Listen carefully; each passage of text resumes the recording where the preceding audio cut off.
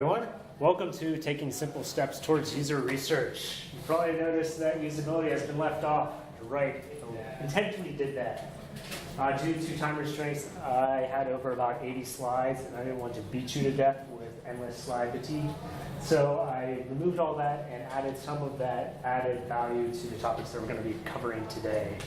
That being said, I'm Scott Thomas. I'm a senior UI UX designer with Lobomo. I have over 8 years of experience with a diverse background in user experience, graphic design, advertising, and where I originally started, information technology. I had the honor to work with various government and commercial clients. Some of them are actually here today. And names that you may have heard of, from Gallup to NOAA Fisheries, NCUA, and NASA SMD. And the amazing company that I work for, Lobomo, who brought me here today. We are an amazing company that creates innovative apps and websites that win awards and users love. We work with our clients throughout the entire process from beginning to end and create amazing things. 3 good examples of that is number 1, NASA.gov. We're responsible for the design and maintenance, making sure that 1.5 million users that came all at once last year do user clips, making sure that site doesn't go down. Number 2, USO. We help them optimize their check-in process for their veterans. Before they were very paper-based, and it took hours to kind of like convert them into digital. So we helped them build an app, making it easier for veterans and them to do the logistics of trying to figure out who's checking in where and everything. And last and most current is USGS. We worked with them helping users report earthquakes using their Amazon Echo. Just a couple of verbiage things, and ta-da, they're done. It's very innovative and really cool. And some of those we have won multiple awards. We've won Webbies. Most recently was the Muse Award for NOAA Fisheries. I'm going to bring that up because I was involved with that project. Today's the topics that we're going to cover are 3 areas. Is the how to define your users, and throughout those, we're going to key takeaways we're going to get out of that is what is the persona, why care about it, what are the benefits, and how to get started. Second off, understanding user data. So throughout these takeaways, we're going to learn about what quantitative data is, why care about it, how does it actually help you, and common tools to get started. And last but not least, getting started with user feedback. Again, what is qualitative data, why care about it, and learn about common collection methods and getting started on your first user interview. So number 1, first topic, how to define your users. We're able to do this with something called user personas. User personas are basically a single sheet that summarizes a user group's goals and benefits. We use this, and it has variations of all the different types of users that represent your site. They do vary between different industries and products that you're trying to accomplish. You add and subtract different elements. Some of them make up of personas, the name, some brief demographic details, the bio, like a short biography, kind of give a little content of what they're about, behaviors, goals, needs, pain points. This is an example we did recently for NCUA.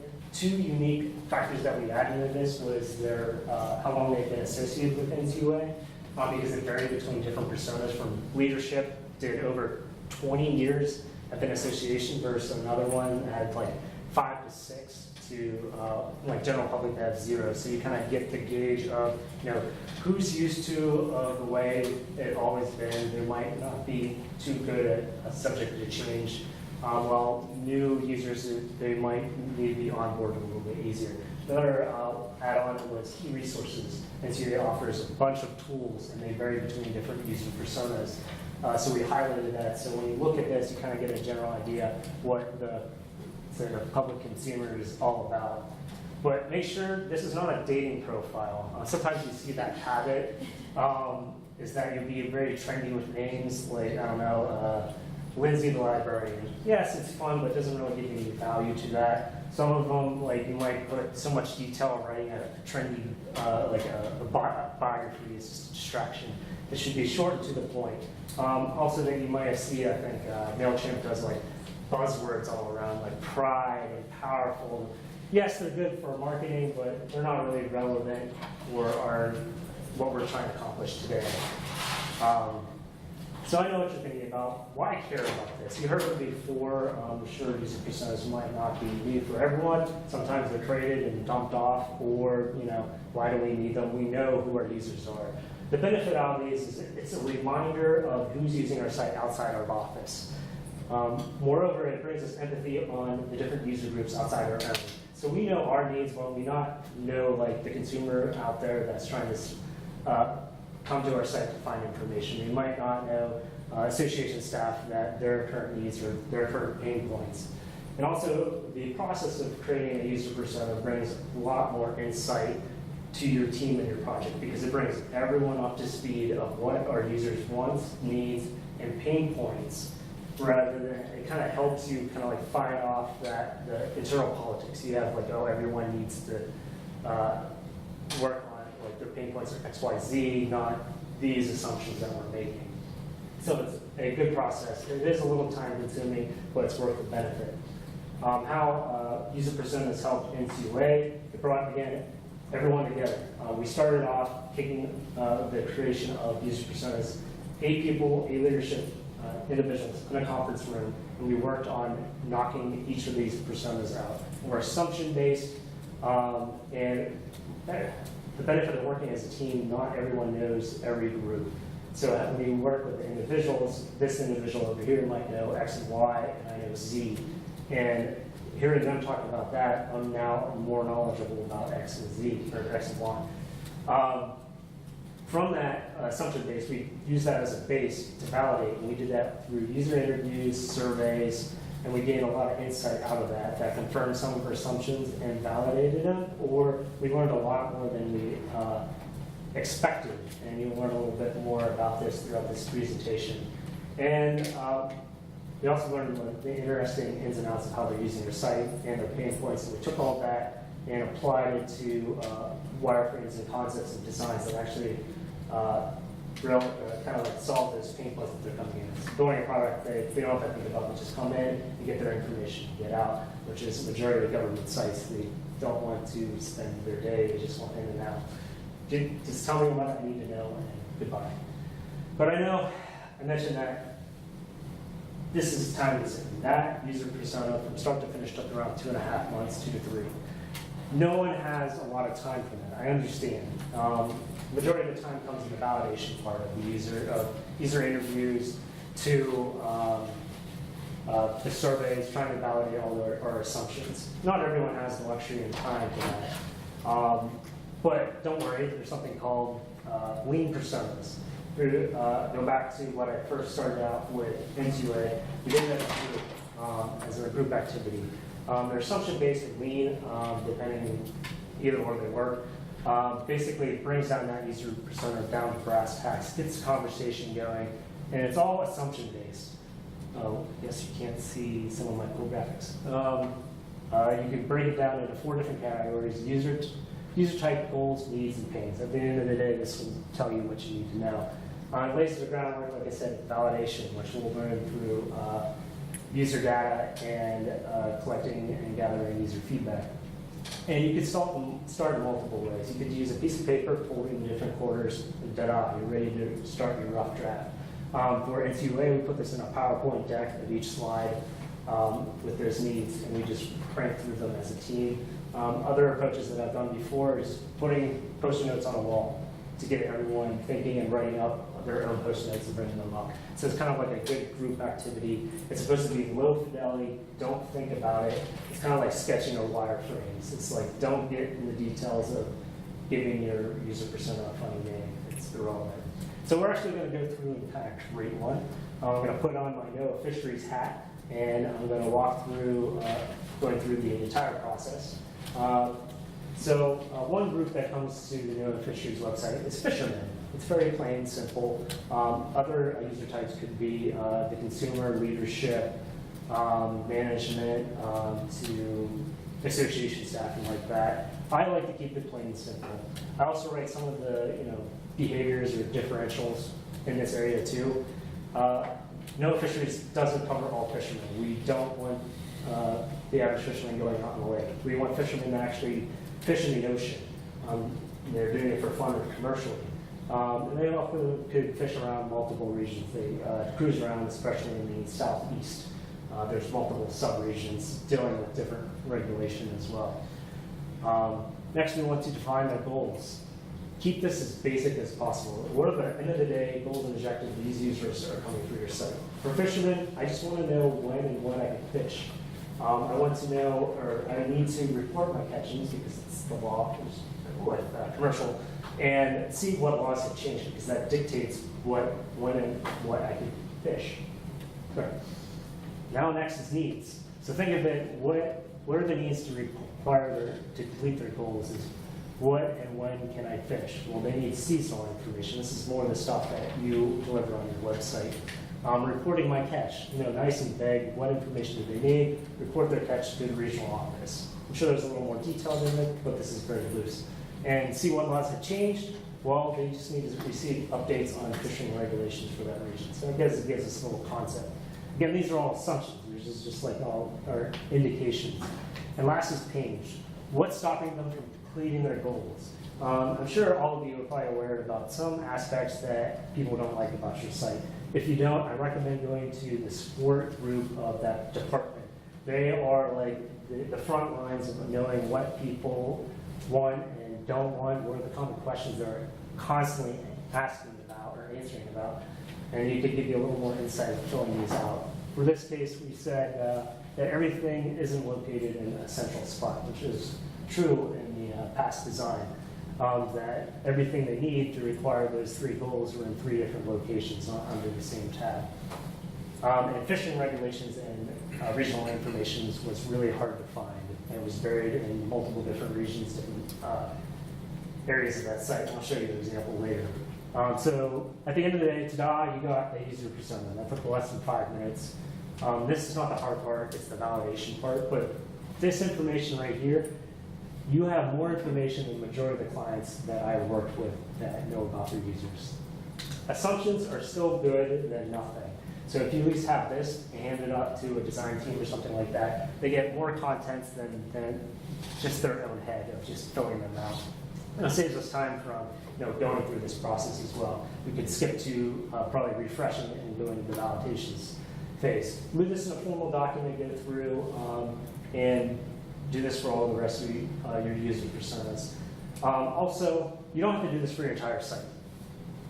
There's aspects, say, like for fishermen. NOAA has resources called permits. We can go through this entire exercise, mainly focusing on the needs and goals and pains just around the permit section. And it's a great way to bring empathy in your design thinking. So it's like, how do we start this section? Well, let's run through this, kind of refresh our minds of like, what are the problems, what are their needs? Because we're just making assumptions or listening to internal politics that kind of like cloud the usability. So we don't want to build a product that no one could use. Recap. User personas are basically one page that summarizes users' behaviors and goals. Remind us who actually uses our site. Outside of our office, it takes 5 minutes to create a simple persona. That's all you need to do to get started. It's the validation process. It takes a little more time, which we're going to learn in the next 2 topics. I'm going to take a quick drink. Sorry.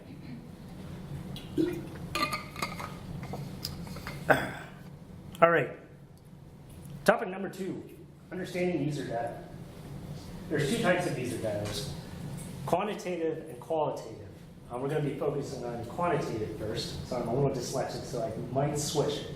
Quantitative data is more number-driven, and it helps us create patterns to understand user behavior and kind of like their satisfaction level. I always like to reference like Moneyball. It's he uses the statistics to kind of pick players that have the best on-base percentage, and that's how it dictates them winning. So that's kind of cool. So it's like, who cares about data? I don't really care. I mean, we always have it, but I don't really know how to interpret it. That's a good, quick way to figure out how your users are using your site. It can find out what's working and what's not. Also highlights current priorities. A good example with NOAA fisheries. The majority of their content is resources, regulation, but their top pages are whales and sea turtles, mainly because general public just wants to know basic information. So how can we take that information and kind of benefit off of it? We can use those profiles and highlight what NOAA Fisheries does, so it can educate those general public in there of what NOAA Fisheries actually does. So you can take some of those cool benefits and utilize them. Another thing, it's a good weapon to tell content owners that we don't need another PDF on our site. It gives you the ability to track if people are visiting certain or downloading certain PDFs, outdated content that's been sitting on your site for over 10 years. No one's visiting. Can we offload that to another system, or can we archive it? So it's a good weapon with that. A good example with NCUA's Redesign, with our analytics that we came through, we found out that all their top pages that got majority of the traffic were not accessible on the homepage. If they were, no one was clicking on it. Majority of their users were coming through search and avoiding the navigation, which we went through user interviews and asked for why. They said it was too busy, so they just avoided it, and other concerns that I'll get into a little bit later. So we ended up cleaning up the homepage a little bit, bringing those top actions and tasks of those user groups and putting them on the homepage. Instead of just listing them out periodically, we broke them into 3 different user groups based off of the user personas that came in.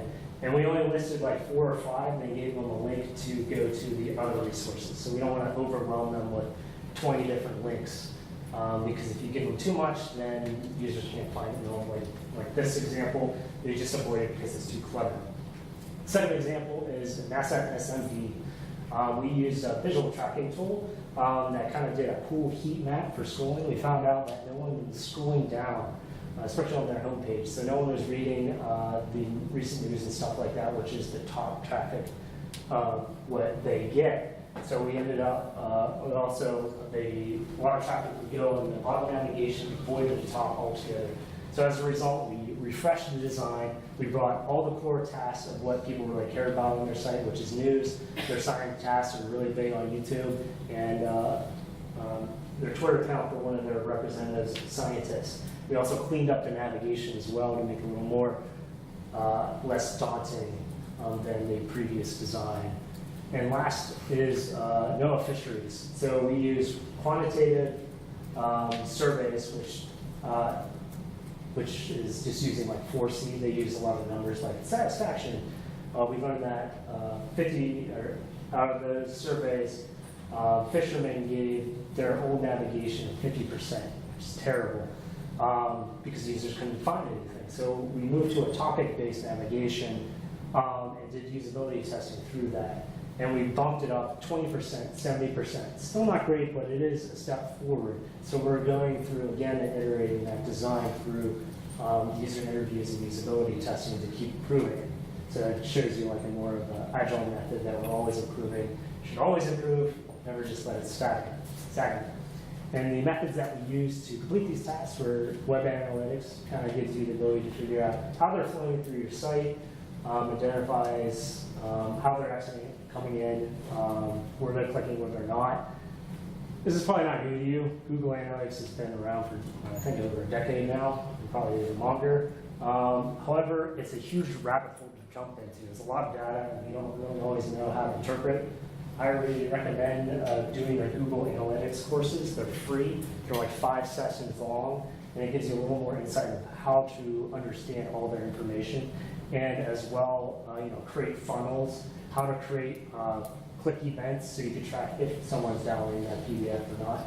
And it gives you a little more insight how to control and view that, of what's the benefit of, what to look for exit rates, bounce rates, what does that mean? Drop-offs could also be good or bad, but web analytics only tell you a little portion of the story, because you can tell people are coming in the page and dropping, but they don't tell you why. Which gets us to our next tool is visual trackers. Clicking heat maps are not new, but what else is new is like the visual heat map that I showed you with NASA and SMB. It kind of takes all that lovely data of Google Analytics and makes it more visual friendly and more digestible. My favorite thing out of everything, this is Hotjar, I know a couple other products use this, is the recording session. So you can actually see your users go on your site and scroll through and see their mouse, where they're clicking throughout their entire session. So it gives you a little more content of, okay, they came to this site, what made them drop off? I can see that they're squiggling around. An interesting thing when you watch these, you'll see a lot of users multitasking. They'll keep going up to check their emails. You'll see it 3 or 4 times or just sit there forever. And it's kind of interesting and intriguing to see how users are actually going through your site and seeing why they didn't get to your special content down below because no one's scrolling. So it gives us the ability to go to user interviews and kind of like ask why they didn't scroll, how can we bring that content more up on the page. The last is the quantitative surveys. This is what we use for NOAA fisheries. You've seen them a lot. You probably get annoyed by those pop-ups that come up. There's the satisfaction is usually do 1 through 10. It's always number-based, or the happy, smiley, and meh faces. My favorite is this article helpful? Mainly because you can implement it on any page, and it's a quick way to users to get feedback, especially if they're frustrated, like where's that content information? It should be on this page. Was this helpful? No, and I can explain why. It's easy to track that. This is from a tool called Site Improve. We're just starting to use that with NOAA fisheries. It is an amazing tool that does everything that I just talked about. They also do content audits, spiraling compliancy, as well as surveys. And it's Drupal friendly. All these are Drupal friendly, except Google and SurveyMonkey. They all have plugins. So that's a great way to, great addition to your kind of like toolbox. And after we go through all this, we want to go back and make sure that all our findings kind of match up to our user personas. If everyone's going to the permits page and the traffic's really heavy, well, one of these personas have to match to that. So we have to go through and make sure that their goals and their needs reflect on the pages on there.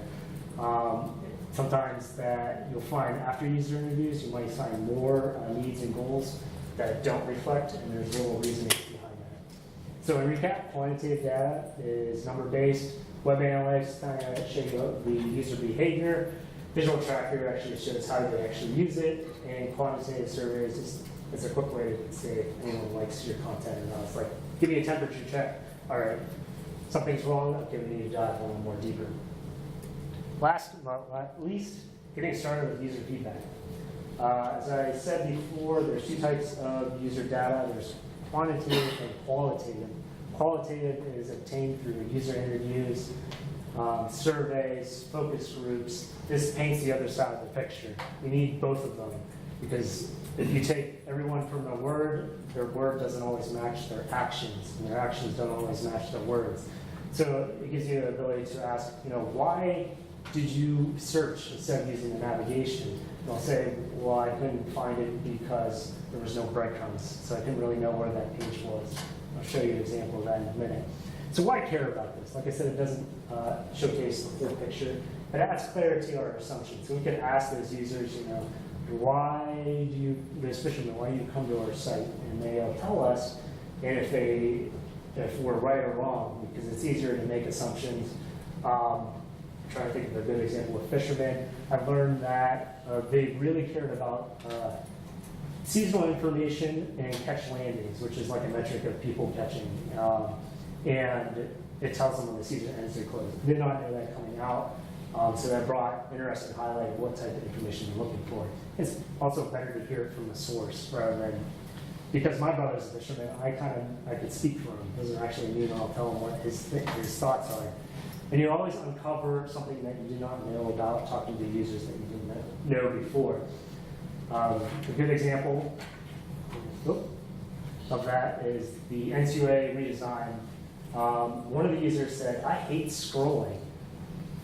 And especially when you guys use large imagery that doesn't give me any value. The majority of the content I'm looking for is text-based, and when it's not really beneficial to me, like on a giant chart or a graphic that supports my content, it annoys me because I have to keep scrolling down. So as a result of that, we still like the visual aspect because it breaks up the monotony of endless content. We just shrunk that visual and put it in nice little categories rather than having it all stacked. So now a user can easily go in, see all their information in the first view, and have little accents along with that. We also learned that Users were searching a lot because they did not know where the content belonged, because there was no breadcrumbs. So we added more breadcrumbs on there, so if they come in through Google search, or they're coming through the website search, they're able to see, okay, it's under the credit union analysis, so next time I come to the site, I already know what tab I'm looking for. We also added sub-navigation to showcase collections of information as well. So we completed this by 2 methods, surveys. Like I said, we completed a survey with 90 people. It took us about 3 to 4 weeks, 2 weeks to let the survey out, and it took about another week and a half to actually compile that data, which is the downside of surveys. It's easy to show, to reach across users, especially the government, when all your users across the United States. The hard thing is now you got to interpret all that information. And it's hard because they have to take all that verbiage and compile it into an easy form doc. That's where the quantitative surveys are a little more easier to get a temperature check. Bunch of surveys tools. My favorite is probably Optimal Sort because it gives you a little code to add on your website. It just pops up in the corner, a little less intrusive, like force you than just once you hit you over the head to get user feedback as well. And next is, survey tips. When building out surveys, I recommend also running it through your colleagues. They'll tell you that this is very long, spell check and stuff like that. I would create a survey that you would be more willing to fill out. Not everyone wants to have the time to fill out like a 10-page survey. You might feel value, but the average person, it should be like 10 to 15 minutes of their time to fill out. It shouldn't be that daunting. The more daunting it is, the less results you'll get. I've had that in the past. You will go through iterations and you get used to what to ask and what not to ask for the length. Because if you want to get a survey done and over with in a week, you have to make it as easy as possible. Also try and mixture between quantitative and qualitative, so you can do pre-select answers as well. I love to always ask the users right out of the bat, what user type, not directly user type, but what do you associate yourself with the most? And I would list like fishermen, scientists, and that, and give them multiple choice that they can select. And that gives me a metric that I could easily pre-filter all your survey information based off of that user persona. So it speeds up analyzing it a lot quicker. And last is by interview. I'm skipping focus groups because I don't like them for 2 reasons. Is that you never get any great insight out of them outside of just saying, hey, do you like this color? Yes, no, how does it make you feel? All right. That's the benefits of user group. Would you use it or not? Focus groups. Focus group. You also will have like 2 people who drive the entire conversation. You will have a sheep effect. If like 2, 3 people agree, then the rest are like, well, I have to, just because I don't want any confrontation. So I provide, I say user interview is the best because it's one-on-one, creates that one-on-one dialogue. It's the most effective way to collect insight. You should know if you no longer than 30 minutes, you can do it in person, over the phone. I recommend doing Zoom because it gives me the benefit to record the session, gives the user ability to share their screen. So I could actually see them walk through our site, and I ask them to click through, like, how would you find the information that you usually go through, and they'll go and click through the site. And some of them, sometimes you're like, what made you do this way over this? And that's why the NCUA, everyone went to the search. And I asked them why did they use the navigation, and they said, A, the link wasn't in the navigation, or I didn't understand the verbiage. So there's drivers between what they do versus like what's causing what they go to the search. It's not out of just notion like, oh, go to search. Tips for doing interviews, always prep your questions in advance. And always be willing to pivot. And always, in addition, ask follow-up questions because you get to get a little more insight. A good example for NCUA is right at the end, it's like a 25-minute mark, and this woman made an off comment about she kept a binder of all the resources that's on the NCUA website because it's easier for her to find that resource than using the site. So that was like, oh, And so I was very intrigued of how she organized it, and to help her find that resource document as quick as possible. So we were able to take how she organizes it on paper and try to bring that into the website to speed up the process, because they didn't offer different filters and stuff like that. So this is the type of insight you don't really expect getting out of it, and when you have the opportunity, it's like really good. Some of them will be short. Some people will have a bad day or really busy, so it'll be like, yes, no, yeah, do this. So move on, just get them off as quick as possible. Then you'll have the ones that will talk. I think the most I've been on for a 45-minute call.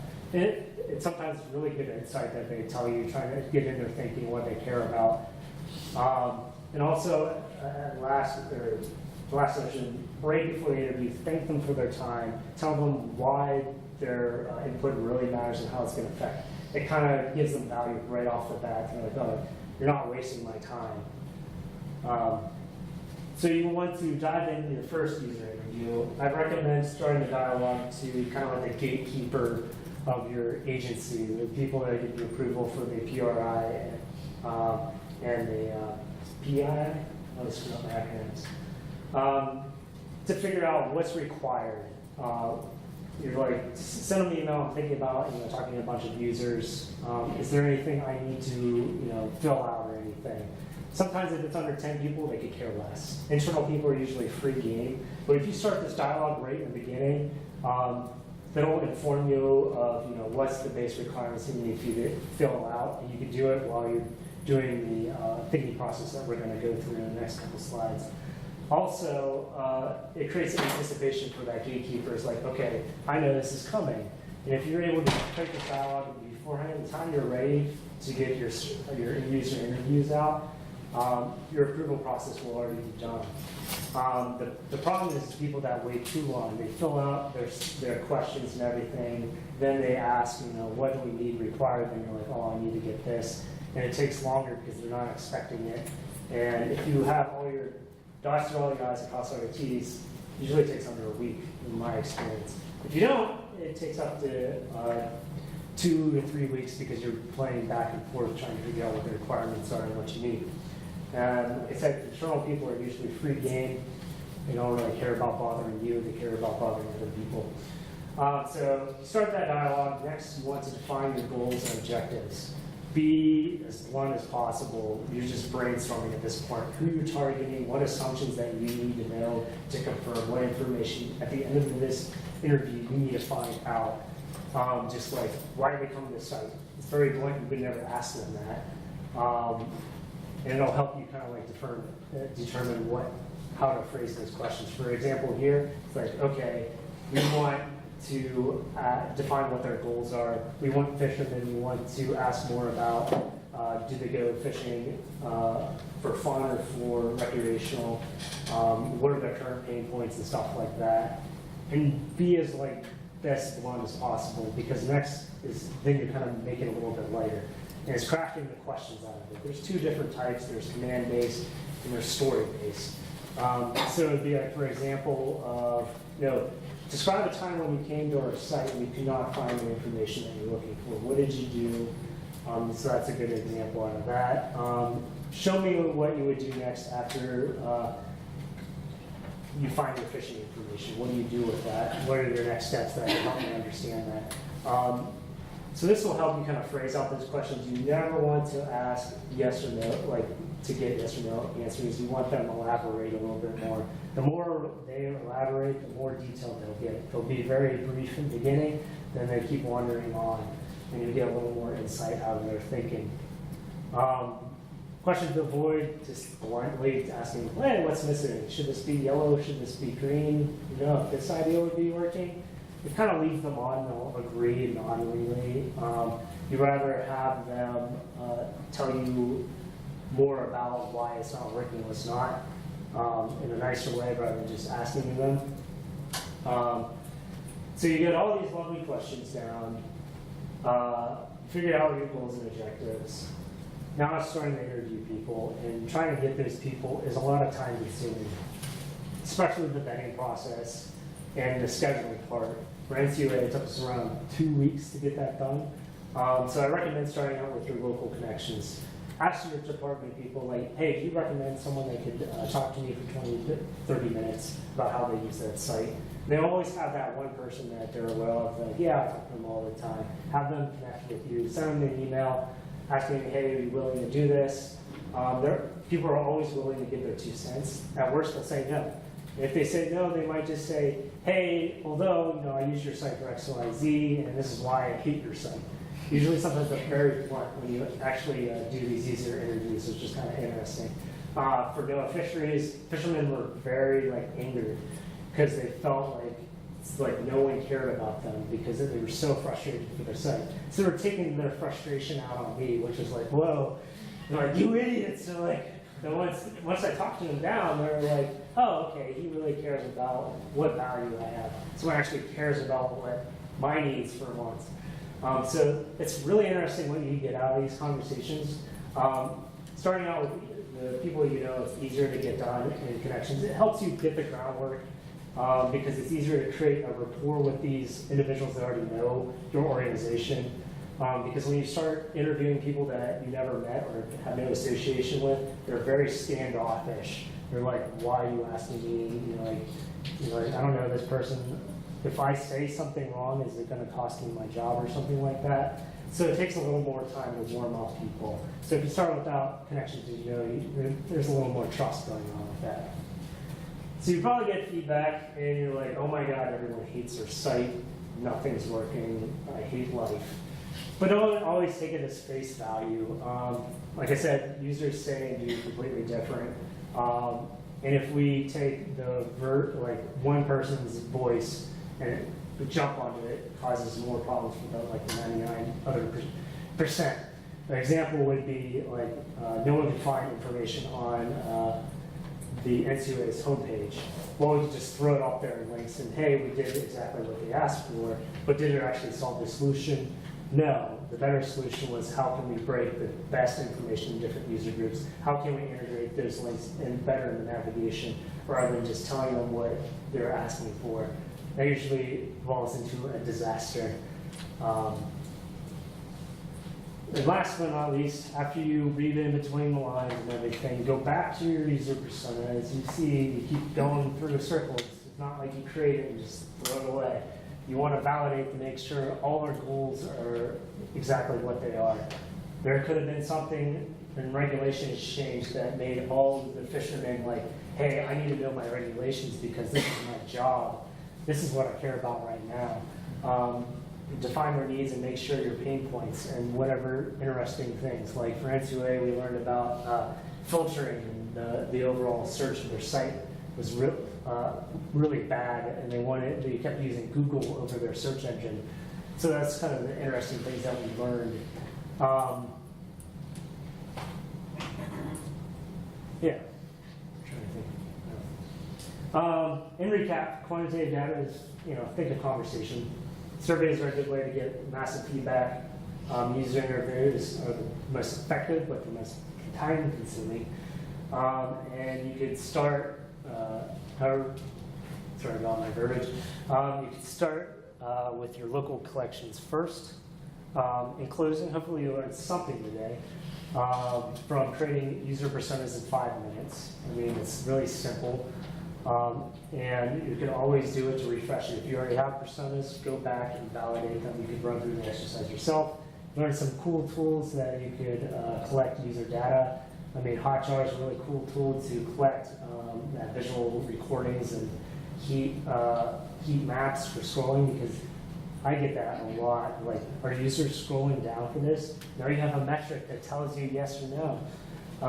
To surveys from, was this feedback helpful or not? I really love that tool. To how to conduct and set up your user interviews. So hopefully you're able to take away 1 or 2 aspects today. And in closing, here's some interesting reads about it. I love UX research. It's a really thin book. You can easily get through it. It gives you quick tips about how to do user interviews and do those types of research. Just enough research is already the greatest. Lean UX told me about that lean persona that we just talked about. They have another cool different exercises. They're more product-based, but it gives you some of the principles. Articles to read is, my biggest problem is asking leading questions, especially with surveys. I go through like lots of iterations on that. So here's a couple articles that could tell you like how to better phrase and conduct user interviews. And another aspect is how to run empathy and user journey mapping. So that's kind of like doing that persona mapping exercise right before you're starting your project. So you're like, okay, we're going to be focusing on so-and-so resource. Okay, let's do this quick exercise to figure out what our current user needs are throughout it, so we can put it on a board and make sure that we're reaching and meeting all those user goals and needs. So thank you. Does anyone have any questions? Just a quick question. What is PRA stand for? Paper reduction rate. I forget what I forget what office, at least for NOAA, they call it a PRA. This site, there's no paper, which boggles my mind.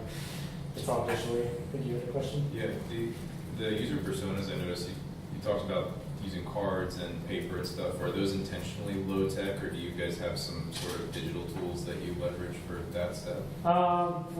For lean or like very brass tacks, yes, I would use a piece of paper.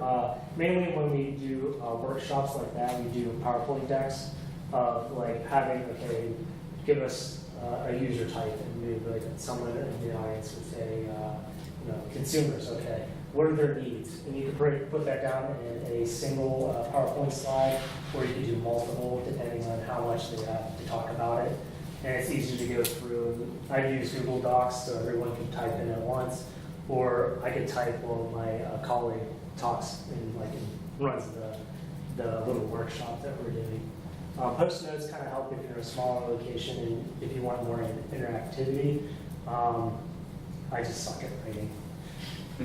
It's kitchen scratch. But if I'm in my office at home, I use post notes all the time.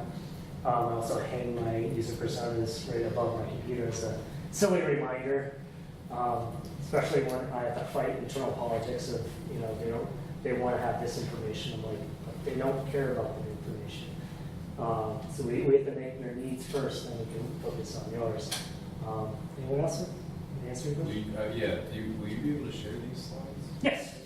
We're going to post them on the website hopefully within the week. So Okay. they'll be on Lobomo.com. Cool.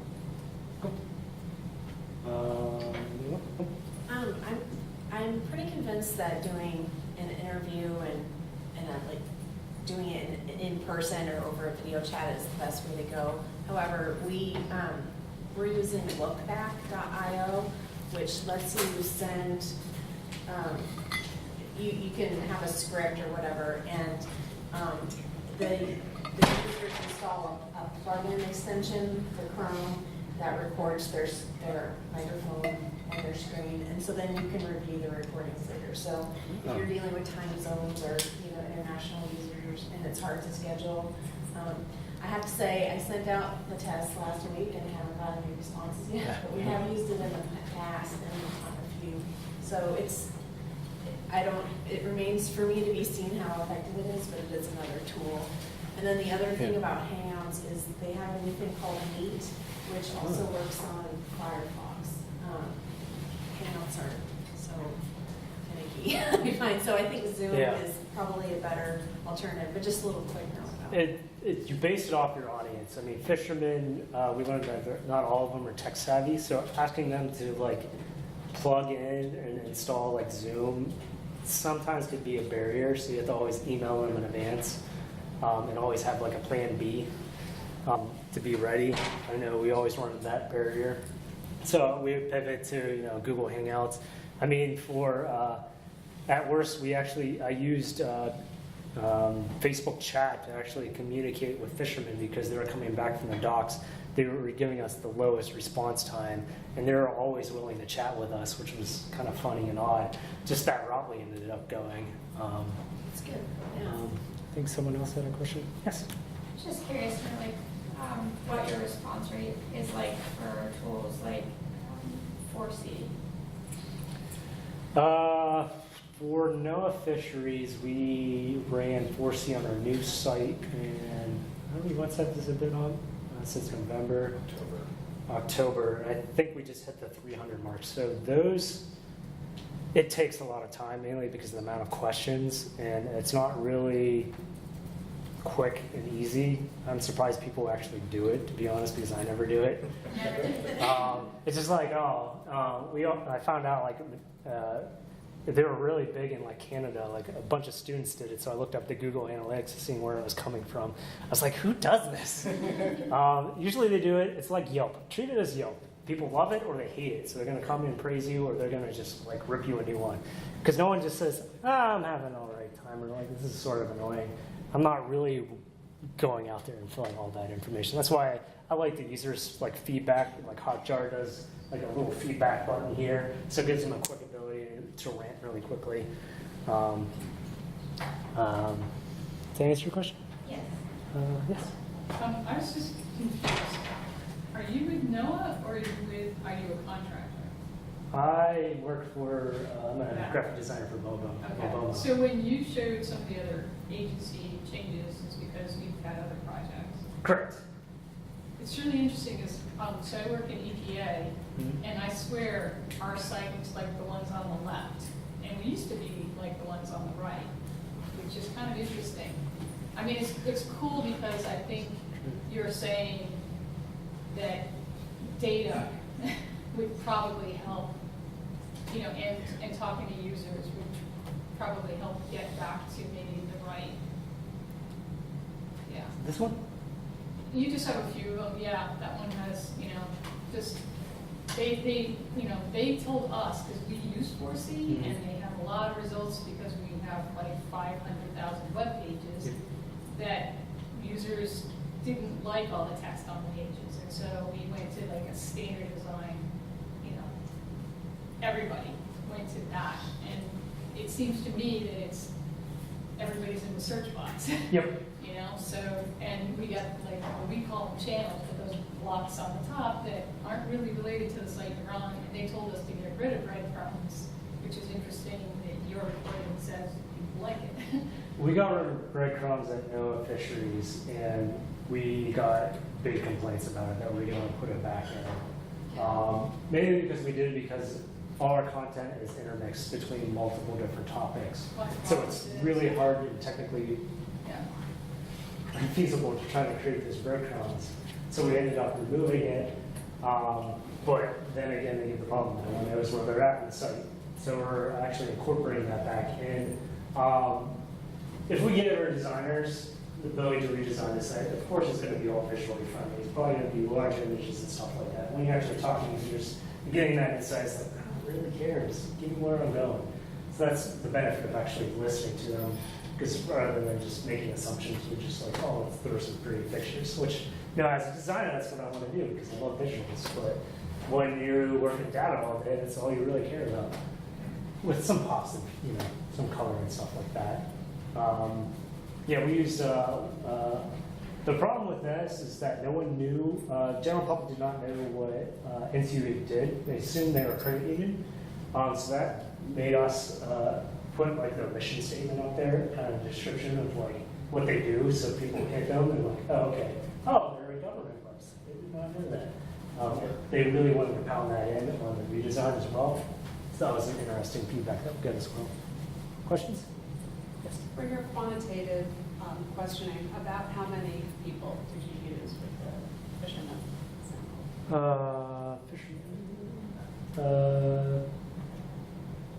For what, that 4C information that we got out of it? That was, I think, 2 years ago. Well, of that 300, I think about 30 or 40 in the most recent one gave that feedback on the redesign. So that was the 70%. The 51, not on top of my head. I know they have like over a year's worth of collection, and it's probably over a couple hundred. I guarantee on that one. I don't have the historic data on that one. They gave me an Excel sheet before I got access to their 4C new dashboard. They're doing a new line called CX or something like that that does the recording and stuff like that. I think NOAA Fisheries is also dipping their toe into using them and site improve. Anyone else questions? I think it's Yeah, approximately how many lead personas would you build? Oh, good question. I would say 6. Start with 6. I mean, I've been to conferences that talked about it, and there's some organizations that have, higher ups, and they have a whole book broken down into sub-personas because they're so granular because there's so many different product lines in the medical field that uses their tools. I would start out with 6, see where that goes, and then dive a little bit deeper. Because sometimes it's hard to group 2 or 3 personas into one. Like for fishermen, there is some different needs between commercial and recreational, why they come to the site and stuff like that. We start out with just general fishermen to get them going, but we do split them out in different ways upon the site. Like when it's dealing with regulations, we split them out of talking about what the needs are for commercial, what the needs are for recreational, and because they do vastly different, and some of them do overlap because fishermen love to do it as a recreational sport as well. Any other questions? All right, thank you so much. 9 minutes early, you could leave and beat out traffic. Again, check out lobomo.com this week, and you'll see the post for these PDF slides.